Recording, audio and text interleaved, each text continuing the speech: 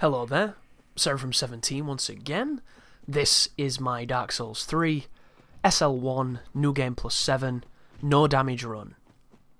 Both poison and fall damage are exempt of my rules, and we're going to try to engage as many enemies as we can that are enjoyable to fight, is pretty much the stipulations I'm running with. I fight certain battles, I don't fight other battles. It's kind of sporadic, but this is the Cathedral of the Deep, and we will of course be taking on the Deacons. So there were my stats for anybody that wants to pause it to make sure that I'm not like level 7 million and pretending to be level SL1. And here is the NPCs. So if you don't know too much about the NPCs in this game, they cheat.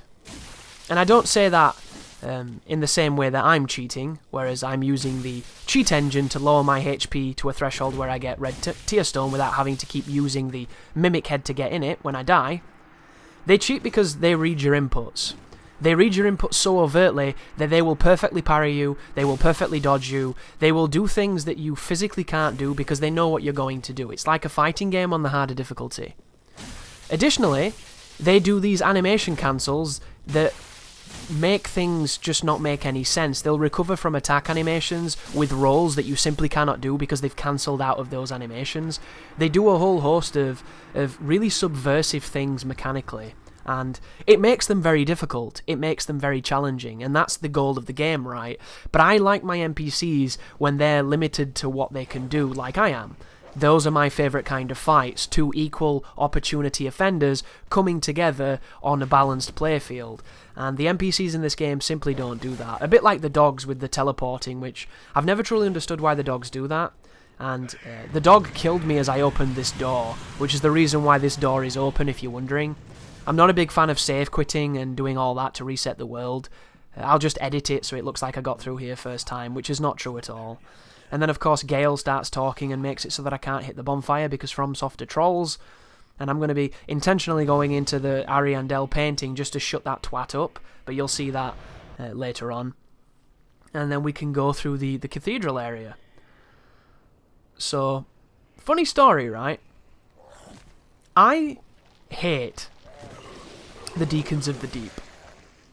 I hate them.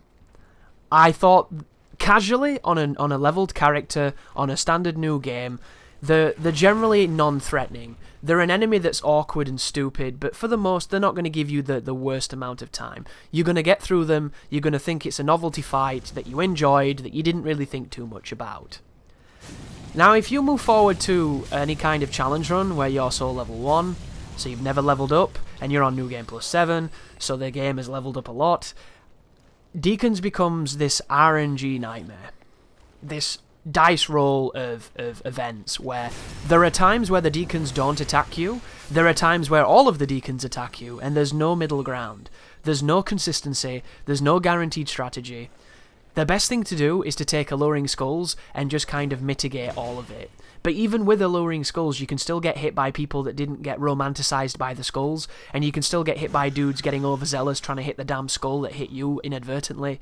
There are a whole host of just horrendous things to happen. Like when I kick this ladder and I do this instant teleport because I'm a magician, because the warden lady chased me in that room and stabbed me, which I didn't think she would, but she did.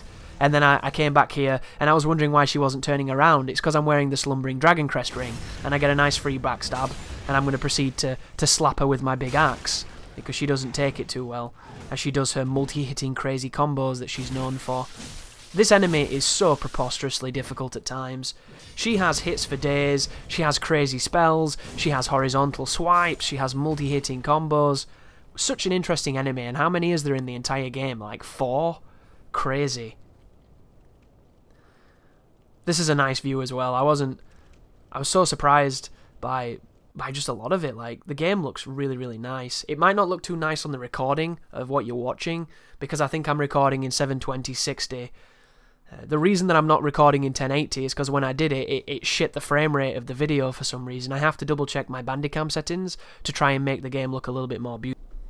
And speaking of Bandicam, if you see me ever standing still for a few moments and you're wondering what I'm doing, a lot of the times I'm toggling between recording off and recording on, Because with Bandicam, the footage gets really big really quickly, so I don't like to do too big chunks of recording. I like to cut them up to about 10 minutes, as opposed to, traditionally I would do about 30 minutes, but a 30-minute file recording off my PC will probably result in like a 20 to 30 gigabyte file, which I have a big enough hard drive for them, don't get me wrong. The real issue is my version of Premiere is an older version, because it's the one I got at university, and it's been like a few years since I've been there.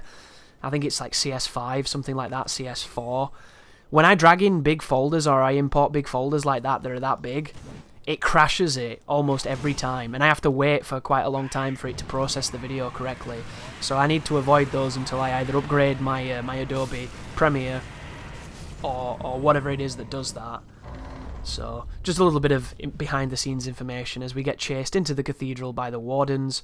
And once again here, guys, I'm going to be running to the bonfire, and because I don't want to die and have to reset, I'm not going to be engaging in too many encounters. But then again, these last few areas, I haven't engaged in much of them at all, outside of a couple of specific examples. And that's kind of going to be the vein of the run. I want to fight the enemies, but there are some areas where it's just more foolish than anything else. Oh, and that's another great aspect of having access to items too. I can use them without fear of having to farm them, which is a beautiful feeling. So I finally was able to eat and consume a budded green blossom without shivering at the prospect of killing those ugly enemies in Irithyll. Ugh. Like, why have they not given us the opportunity to buy those?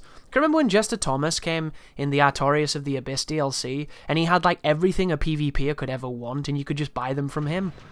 This DLC turns up, and still nobody sells them. Nobody sells the only item I ever wanted to use, because I'm an old school Dark Souls 1 PvPer. If I don't pop a blossom at the beginning of a fight, I can't fight. It's like a nervous twitch. It's ridiculous. I love the animation of popping the blossoms. I'm a player that pops blossoms while I play PvE because I like doing it. I don't care about the stamina regen. I like watching the green. Look at it! I love that animation, that Demon Souls grass animation.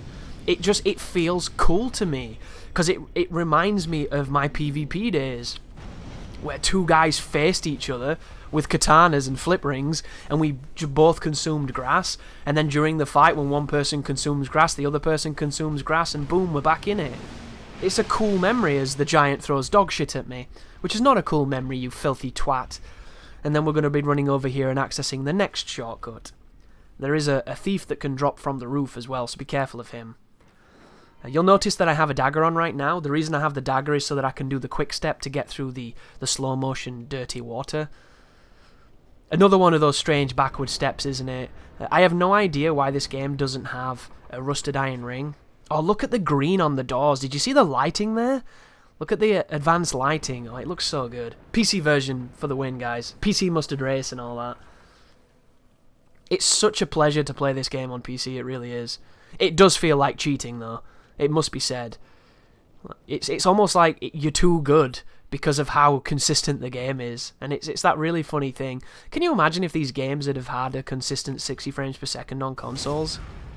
I don't even know what players would have been like. You can't even imagine. Especially if you're a Microsoft guy, because the Microsoft platforms have always suffered the most. And, you know, for my sins, those are the platforms that I played the game on. But skip through the sludge, past the giant, past the blobs that cock block you with collision, past the maggot man, past the collision on the side of that post, and then we can go up and attack the Deacons.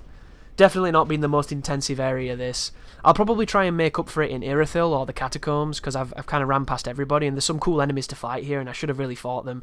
But I think I was too preoccupied by how much I hate the Deacons, and how much I didn't want to do this fight. And the fight I ended up getting was a pretty strong one. It was quite an aggressive one, so I'm happy with that. So if you're having problems with this particular encounter, one of the strategies that I like to employ that you might not see here is I get the Deacons to about one hit away from when the actual Pope turns up, and then I like to bait them to the other side of Aldrich's coffin so that they're on their own. And then once you get them all across the other side of the room, kill the last guy, run back towards the entrance here, throw the alluring skull, and then proceed to kill the dude as swiftly as you can. But look at the frame rate! My god! It's so good! And admittedly, there's still fluctuations on PC, because I think I might have to tweak my settings a little bit. But it's night and day different, guys. It's amazing. So amazing. Oh, I am going to show you my my strategy of moving around here. Interesting.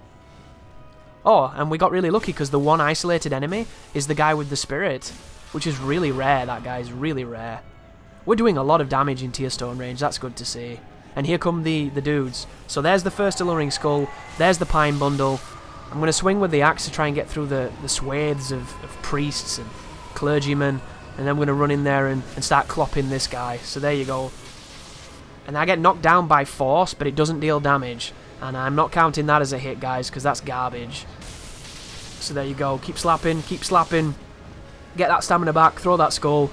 Watch out for this guy. But you know what must be said? On PC, his swing is nowhere near as threatening as it is on Xbox. On Xbox, if he swings at you, you have almost no time to react because there's like 6 frames a second at this point. But on this, I've interrupted him every single time and it feels wonderful. So just keep on tossing them skulls. Keep on trying to get to this guy who's trying to get in the healing vicinity of his fat buddies. Keep on tossing the skulls, keep on buffing, keep on swinging, and just hope that you don't get clipped on this shitty dog shit fight. There's like, oh look at that, he went for me but he didn't get me and this is the kill. And I missed my last swing, that was terrible. That looked clean, didn't it? That was a really clean Deacons, all considered. Fuck that fight. Delete that fight, burn that fight. Horrible fight. I'll never understand anybody who can play that on a challenge run and enjoy it, because to me, it's just like banging your head against a calculator and hoping that you get, you know, pi. It's just nasty. Did I show the stats just then? I kind of like mind farted. I hope I did. But there is the video, guys. Thank you for watching, and you take care now.